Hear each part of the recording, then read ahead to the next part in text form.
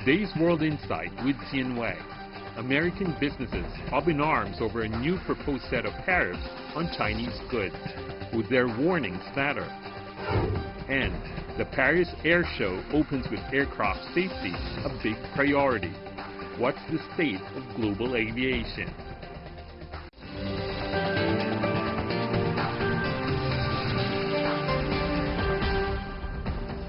Hello and welcome to World Insight with me, Tian Wei. The program is coming to you live on CGTN. We begin in Washington, D.C., where public hearings on proposed tariffs on more Chinese imports are taking place right now. The response from the American business community?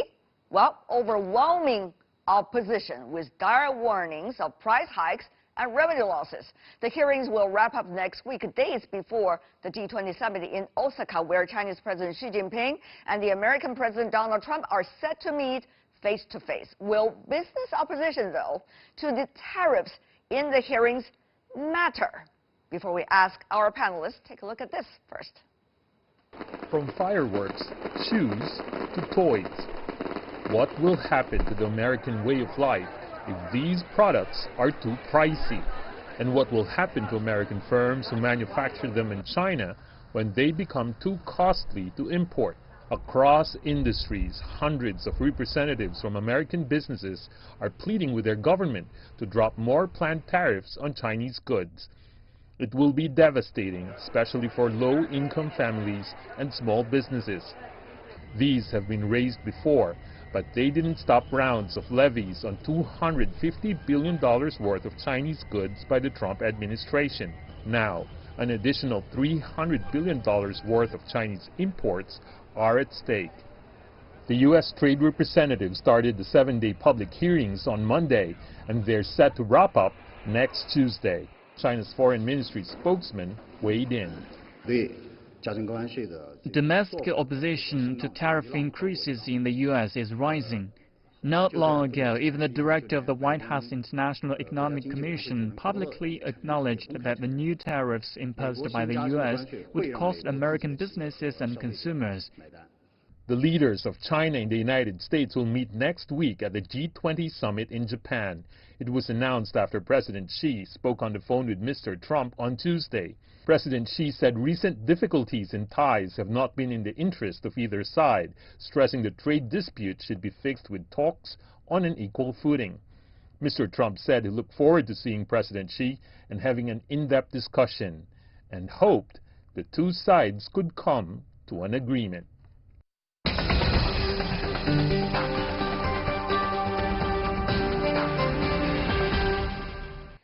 For more on the latest development about trade between China and the United States in Hong Kong, we have Hong Hao, Managing Director and Head of the Research at the Broadcom International. In Washington, D.C., Anna Ashton, Director at the U.S.-China Business Council. It's good to see you, Anna, for joining our program. And with us in our Beijing studio, Liu Baocheng, Dean of the Center for International Business Ethics from the University of International Business and Economics. I want to welcome to the three of you. First of all, go to you, Ms. Ashton, about the latest from the hearings.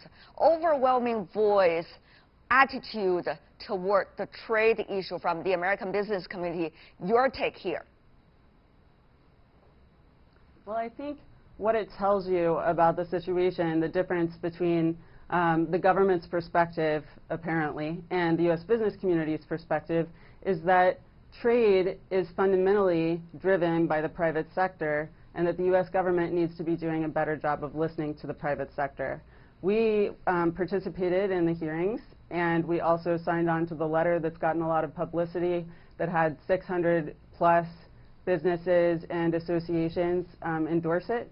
And one of the findings of the letter was that if another 25% tariff is imposed on the remaining $300 billion worth of Chinese imports into the United States, that it will possibly cost 2 million U.S. jobs, raise costs for U.S. families by $2,000, and lower U.S. GDP 1%. All right, but Ms. Ashton, allow me to be a bit direct here. Will Washington today still listen to the voice of the business community? That's a big question mark leading up to the election. Ms. Ashton. It is a big question mark. We haven't entirely felt that they've listened to us up to this point. On the one hand, we do agree with them that the problems they've identified in the U.S.-China trade and commercial relationship are essentially the correct problems. You know, we do have ongoing problems with IP protection in China. We do have ongoing problems with various mechanisms that result in tech transfer. We do have trouble competing on a level playing field in industries where there are a lot of state subsidies. And we do have, you know, market access issues for certain industries. So we agree with them that these are the right issues to try to address with China, but we don't agree that tariffs are a good tool to do that. We've continued to say that tariffs cost us. Of course, the Chinese and the U.S. side have different views about what exactly are the issues. Having said that, though, Mr. Hong, in Hong Kong, even though there are issues, are tariffs the solution for both sides?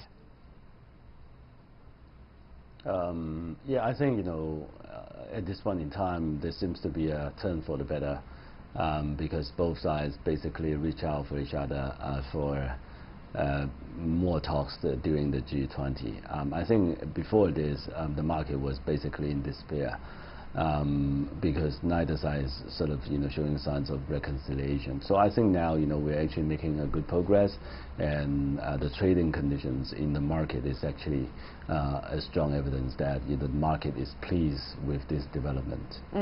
Professor Liu, in Beijing, of course, we noticed that the news was announced and the telephone call was made after President Trump, who is running for his next election, just announced his campaign. So how much of this, I mean, the attitude to talk, is about the politics of the next 5 years, and how much of it is really about the nature of China-U.S. relations? It's hard to tell, but Professor Liu, the question really is that how should we see whether this is going to be sustainable, the attitude of talking to one another from both sides, Professor? Yeah, over the last 1 month, there has been quite a deadlock, and as Hong has mentioned, that businesses are really in despair. They do not know what is really the next move and to which direction the wind will blow. So, as the leader of the two biggest economies, and you know, whether they are able to engage in a constructive dialogue and bring a solution so that they can really nullify the uncertainty that is looming over business community and consumers. So that's quite a test of the sense of responsibility, and also a test of the, you know, how much they really care about their domestic politics instead of their personal ego. Now, Ms. Ashton, we understand, according to the press release put out by both sides, there's likely to be extended meeting between the Chinese and the U.S. presidents during the G20. Meanwhile, there's also going to be talk, if not talks, or rounds of talks by teams from both sides before that happens in Osaka. So, Ms. Ashton, how much do you think, from the business community's perspective, your views will be considered in the preparation for the G20 Osaka meeting between the two presidents? Well, we've certainly done everything we can to ensure that our views are heard. Like what? And we're hopeful besides that the letter, are, what else? Besides the letter, what else? Oh, well, I think the entire business community has been closely engaged with the U.S. government, encouraging them to get back to the table. There's nothing more important from our perspective than re-engaging in talks. And what we're hopeful will happen is that the two leaders will provide the guidance needed to both governments to get the governments back to the table. We don't have high expectations that an actual trade agreement will be reached through the G20 talks. There's been too much time since the talks fell apart in early May where we haven't been in negotiation with each other for that to seem like a realistic goal. But if both sides can just get back to the table, that would be progress. talk is really the way to go, isn't it? To decouple is not the way to save any economy. But Ms. Ashton, if I could ask you a little bit further about that. We understand in some of the latest media coverages of certain key members of the current administration in Washington talking, according to media coverage at least, in very different tones compared to the tones of the press release put out by the White House just 12 hours, 24 hours ago, shall we say. So there is an issue of divided opinions. There is an issue of so-called red face, white face, played by various administration officials regarding the trade talks. But now, you know, the issue is very important. That is, we need to have a concerted attitude coming from the current White House. Otherwise, it's very hard for anyone to have any kind of talk with the current White House. I don't know whether the business community like yours have any advice helping us to understand who is the one that's really making the decision, and whether the words being said by the president still count if there are other members of the administration come out and dispute that. Well, I think from the beginning of this administration, it has always and consistently been the case that it is President Trump himself who makes the decisions. It also has always been the case that there is, you know, divided opinion and divided guidance within his cabinet. And we see that now, just as we saw it in 2017 when these, you know, when the 301 investigation was launched. You know, I think we are at a time in U.S.-China relations where broadly the U.S. government is looking at the relationship differently. The reality is that China is much more powerful economically and otherwise than it was 40 years ago when we restarted the relationship. And I think a lot of policymakers beyond the White House think that the relationship needs to be recalibrated on a variety of fronts. But from the business community's perspective, the best way to begin that process is to re-engage on the trade talks, because if we can set a floor under the relationship and re-engage and commit to the fact that we want this relationship to work, then we can start to address the various differences that we have. Mr. Hong, Ms. Ashton put it very sophisticatedly about, you know, how to face up from the American perspective, at least the business community, about a new relationship at the new stage, at least, between China and the United States. But the thing really is, will trade issue be taken hostage by some of those who have very different agenda? That is the danger here, and that is going to hurt the real fabrics of this bilateral relations. Mr. Hong, are you concerned about that? Yeah, I think everybody is concerned about that, and rightly so. Mr. Donald Trump seems not to have a fixed agenda that is not immovable by the situation. So, you know, his mind seems to be changing all the time. So it's very difficult for people to follow, you know, what he's going to do next. So then within the government, you know, right now we're seeing fractures, you know, between, you know, different sections of the government. You know, it seems to me that, or seems to many people that, you know, different sections of the government, you know, having different objectives. You know, some people are very hawkish on China. I think Donald Trump seems to be very practical regarding the outcome of the trade negotiation, and some people tend to be harsh. Especially, you know, some military guys as well. So the situation is complicated because the leader of the U.S., you know, seem to not to have a immovable objective in this negotiation. The goalpost, as they say, could always be moving as a result of the characteristics of the current White House. Having said that, though, Professor Liu, as you may know, trade is not just a trade. It's also about good feelings for one another. It's all about respect of values for one another.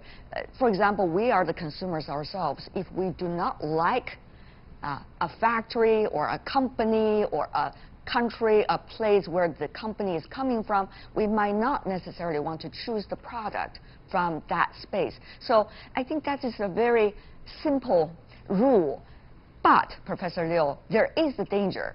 I don't want to ask too long a question, but there is a real danger that bad feelings as a result of this trade dispute may last and have an impact on consumers on both sides. That is the danger, I guess, we're talking about here. Professor Liu. Yes, absolutely right. The basis for trade, one is that you have diversity. You cannot really have a homogeneous product. You cannot even have a homogeneous way of seeing things. And that's the base. The other is really comparative advantage, in which, okay, China can really make a lot, reasonable quality, but very cheap price, and a whole variety that can be choiceable for every consumers around the globe, including Americans.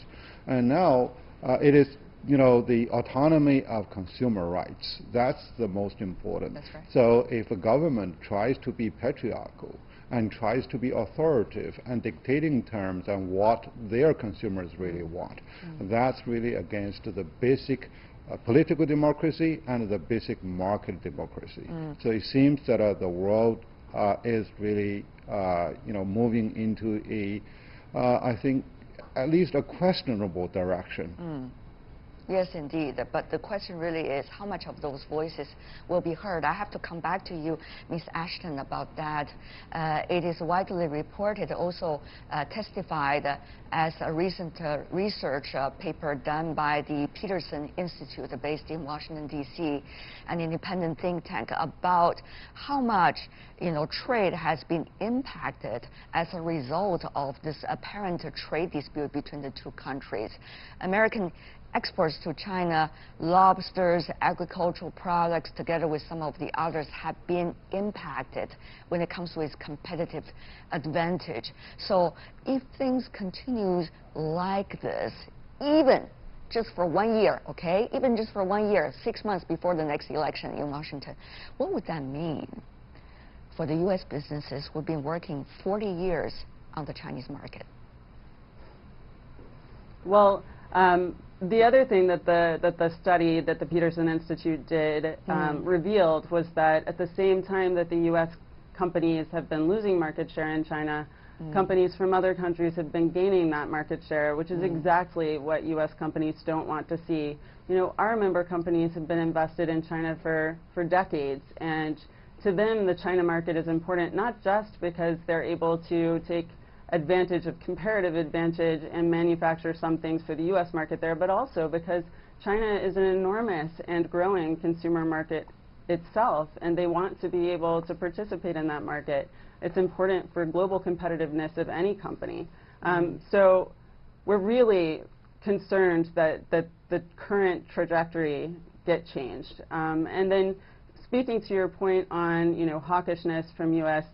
government officials from different corners, we're also concerned about this bleed over of national security issues into the trade space. Of course, it's important for every country, China and the United States, to look after its national security interests, but we want to make sure that those national security interests are clearly defined, because there is so much for the U.S. and China to be able to gain from working with each other in various industries to solve some of the bigger problems in the world that are not U.S.-China problems. They're humanitarian problems. They're climate change, things like that. So we'd really like for our trade relationship to be able to lead the way for cooperation that's good for the whole world. Right. After Ms. Ashton said that, I have to come back to you, Professor Liu, because about the so-called feelings toward one another, in a way, it's also very important in a business environment, because you have to have trust, or at least certain degree of trust and respect, in order to be able to do business. That's just a must. We all understand it's true all over the world. So, Mr. Liu, Professor, how much do you think that the current fabrics can still be maintained? I mean, remember, Professor Liu, people say, oh, China-U.S. will not be too bad, will not be too good. But we know now, after 1 year, it could be very vulnerable. So, Professor Liu, your real reality check here, Professor. Yes, I think there are 3 ways that people can work together. One is, okay, you have a high context, based on personal relationship, and then you do not need to play by the rules, but simply by feeding and by by sort of a better understanding through experiences. The other is, okay, you know, you are strangers, but you play by a rule book that is set forth even by a third party. Or, you know, you just, you know, engage in a new game. So right now, it is not really easy that for China and the U.S. really to work out the level of trust and also to move onto a level playing field. Yes, there are problems, but you know, the way to address those problems need to really to be reflected so that they can really move on a construction manner. We all understand, Mr. Hong, when you carry some weight uphill, how difficult it is. However, when you just slide down the hill, it's very easy. It's just as simple as that, a relationship between China and the United States. Meanwhile, Mr. Hong, since you've been working in Hong Kong and paying much attention to the market, you know, there's issues about U.S. dollar, there's issue about U.S. government debt. Those are important issues of trust between the two countries. So many people fear if trust continue to diminish, what would happen to these very important fundamental fabrics of this bilateral interactions, Mr. Hong? Yeah, I think the erosion of confidence is really reflected in a reduction in U.S. Treasury holdings by Chinese and also by the Japanese government as well. And also, the U.S. dollar get to be the reserve currency of the world precisely because the global countries, the system put its faith into the U.S. dollars. So now that, you know, the U.S. being the instigator of all these trade frictions and trade disputes with not just China, but, you know, with European countries and also with Canada, with Mexican, you know, two of the biggest trading partners for the U.S. And also the U.S. debt situation is concerning as well. So, you know, all of this is adding to the erosion of the confidence in the U.S. dollar as the reserve currency of the world. So I think, you know, the U.S. government really need to pay attention to that. Right. Before we go, I do want to invite your wisdom and insights, all of you, ladies and gentlemen, about what should happen if the extended meeting between the two presidents could be called a success during the G20. From now till then, we still have more than a week to go. So what should happen? Mr. Hong, one sentence or two. Yeah, I think, you know, all of us, yes, all of us are hoping for the best, but, you know, given the limited amount of time before the meeting, we probably are looking for further talks ahead. I see. Ms. Ashton. No, I would agree. The best outcome would be for the presidents to both give clear guidance that their negotiators should get back to the table and continue talking. We've seen early harvests from the negotiations so far, more market access, and efforts by the Chinese government to address the very concerns that the U.S. government has raised.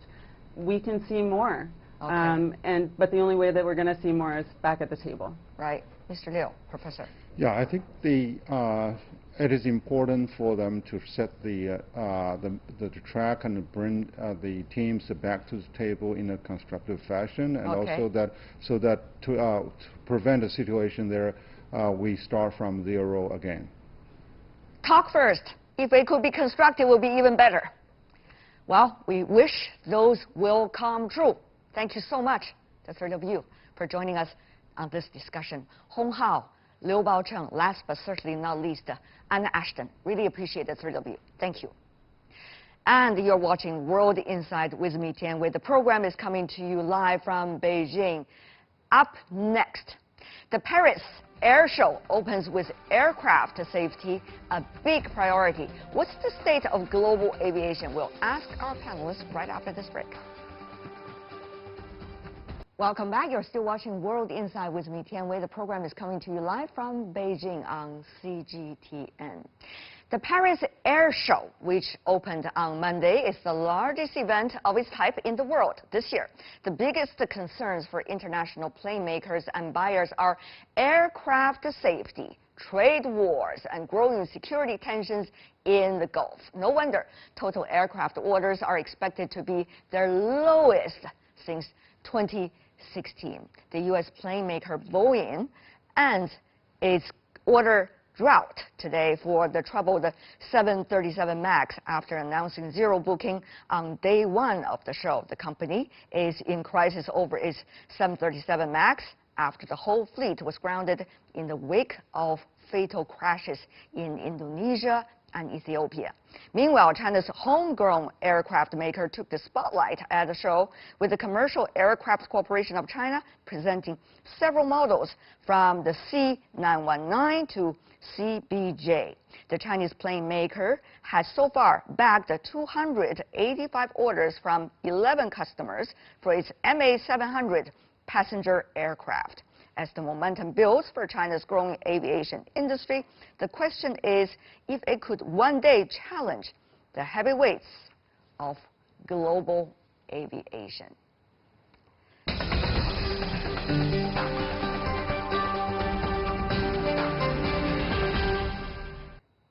So, on the Paris Air Show and related issues, in our Beijing studio, Professor Yang Yuguang of the China Aerospace Science and Industry.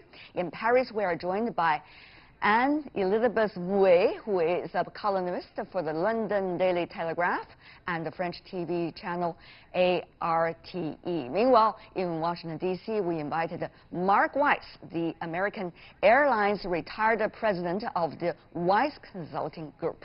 I want to welcome the three of you. So, Ms. Mouet, a lot to watch at the air show. Were you there? I was not there today. I was there yesterday, and it's always spectacular, and there's a great deal to see, indeed.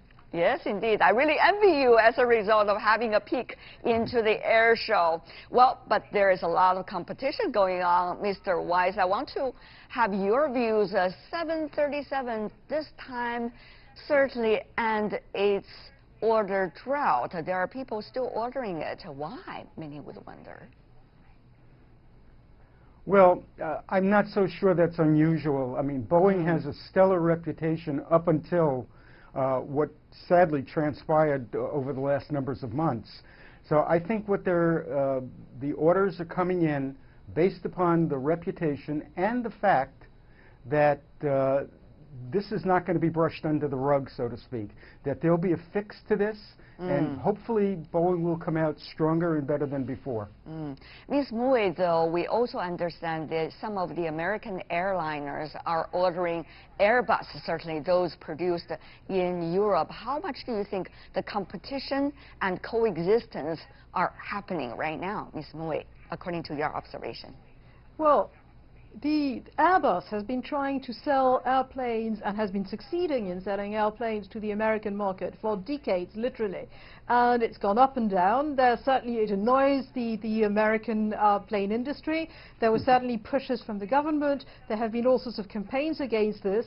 But right now, of course, they are incredibly helped, and this is very sad, by the accident of the Boeing 737 MAX. But the other thing is that Airbus essentially have got now they've got the types of planes that work for certain routes in America, something that's between middle range and long range, right. And that's because they've got the product, I would say. That's true. So everybody could have a share of the market as long as they are providing the best product. Mr. Yang, to you, two questions. One, of course, what China is likely to order from the global aviation industry. Secondly, it seems that China has also a lot of homegrown products. How much, prospect is it having in global market, to be realistically speaking, Mr. Yang?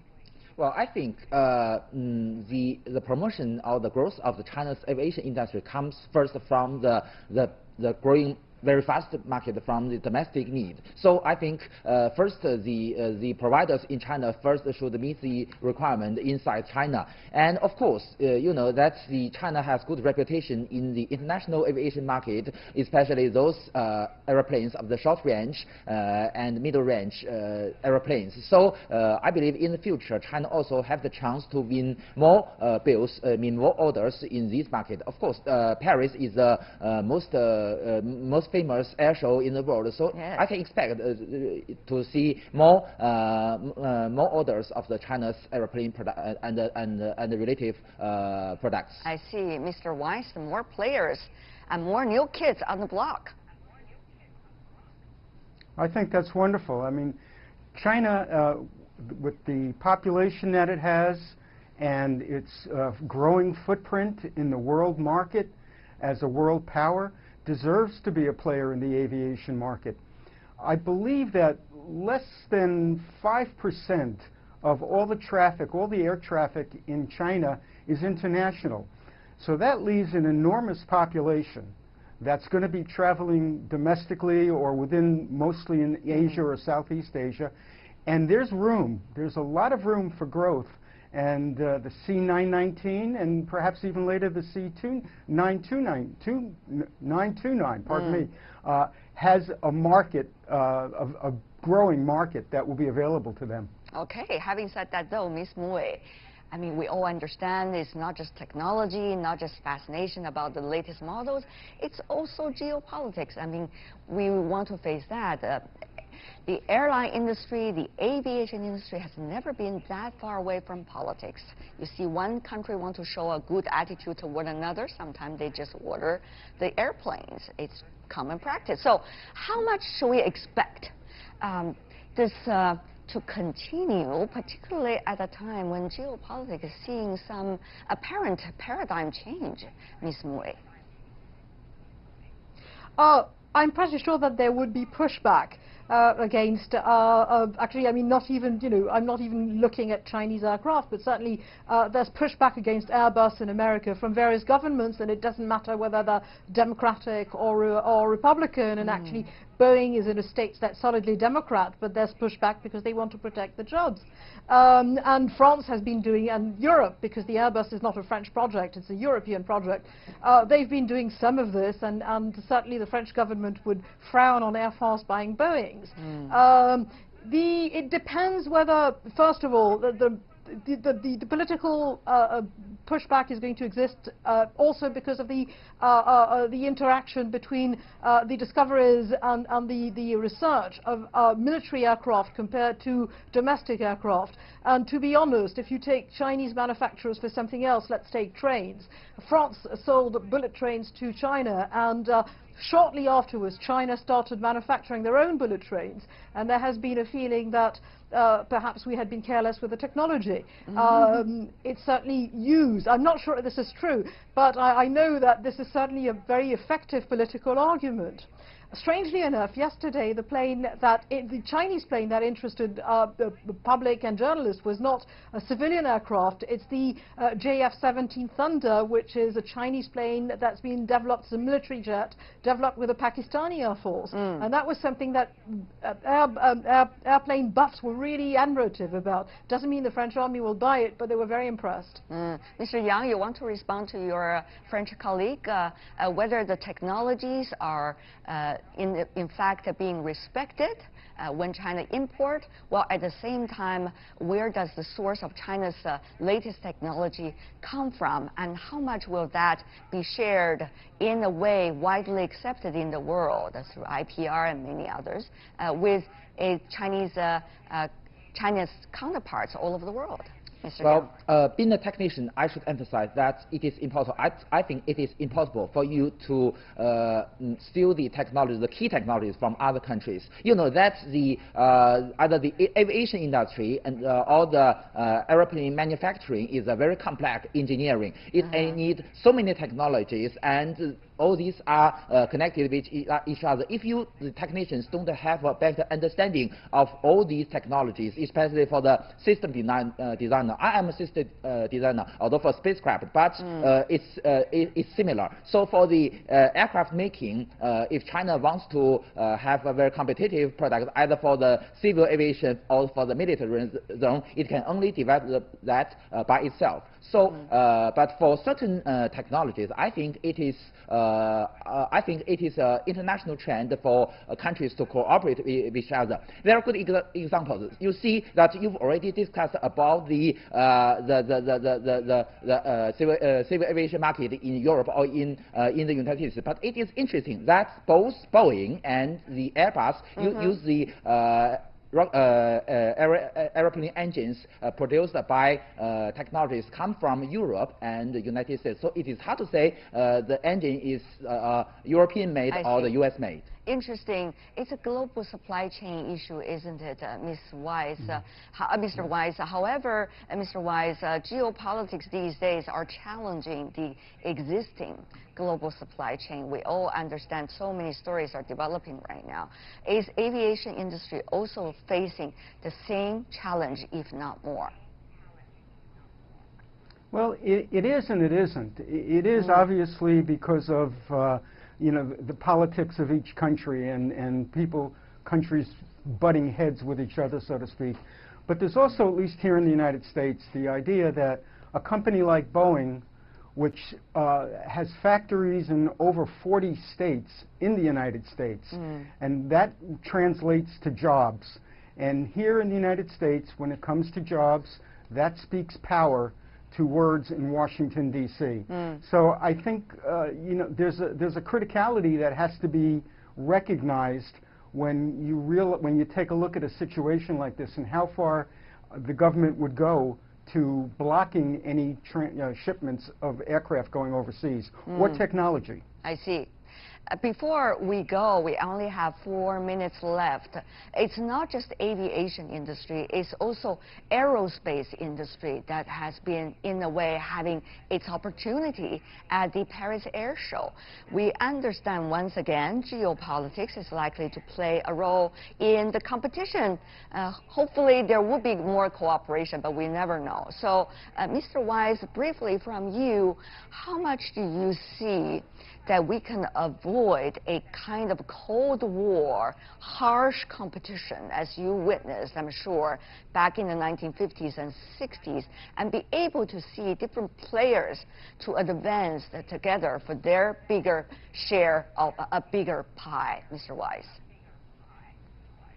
Well, in the aerospace, other than in the aviation sector of aerospace, I'm not really, you know, one that comments on that. But in the aerospace sector, I think what you're going to find is that there will be more and more cooperation. If you take a look at last year, the CAAC, when they certify an aircraft, it's now certified by the FAA. So the level of cooperation has jumped dramatically over the last couple of years. And with the grounding of the MAX aircraft in the United States, the FAA has brought in other regulatory agencies, including the CAAC, to show them what they've done and to get their buy-in. So there's more and more cooperation. It's a global market. We hope that is the case. Ms. Mue, your assessment, I know you are not an aviation expert, but certainly you've been covering the field for quite some time and a very seasoned observer of that too. Ms. Mue. I think the Chinese aerospace industry has been a wonder in the past 10 years, and the competition is on a different plane in some ways, because you have commercial competition, and the Europeans are doing extremely well, and then you've got the race to the moon and the race to Mars, and this is what basically gets the rest moving, because it's the sort of advertisement for the rest of the aerospace industry, and certainly in that respect, the Chinese aerospace industry is taken extremely seriously. Mr. Yang, your response to your two colleagues. Well, I think the faster growth of China's space industry becomes more important for China's national economy, not because China wants to compete with other countries. I emphasized many times that it's meaningless for China to compete with other countries in this field. And also, we can see more cooperation, especially in the manned space activities and the deep space explorations, because it can benefit the whole world. And it is extremely expensive for any country to function on Exactly. its own. It's almost impossible. Not almost. It is possible. Corporation impossible. can make it easier for decision makers. We hope that will be the case. I want to thank the three of you joining us for this round of discussion. Yang Yuguang, and Isabella Wei, and Mark Weiss. Really appreciate. Thank you. And that is all the time we have for today. If you'd like to see more, try to find us World Insight CGTN into your search engine, or check out our YouTube channel. Follow us on Twitter, Facebook, Sina Weibo. From me, Tian Wei, and everyone on the World Insight team. Thanks for watching. Tune in again next time for more insights across China and around the world. Good night.